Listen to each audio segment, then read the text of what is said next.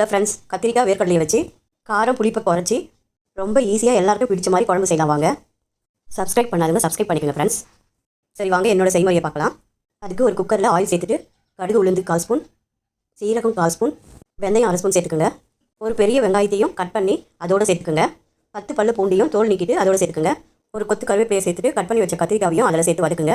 கத்திரிக்காய் வதங்கினதும் தக்காளி 2 கட் பண்ணி அதோடு சேர்த்து வதக்குங்க. இது எல்லாம் வதங்கினதும் இதில் பச்சை வேர்க்கடலை இருந்தால் சேர்த்துக்குங்க, இல்லைன்னா காஞ்ச வேர்க்கடலையை 6 மணி நேரம் ஊற வச்சு அதை எடுத்து சேர்த்துக்குங்க. நான் நைட்டே காஞ்ச வேர்க்கடலையை ஊற வச்சுட்டு காலையில் குழம்புக்கு யூஸ் பண்ணிக்கிட்டேன்.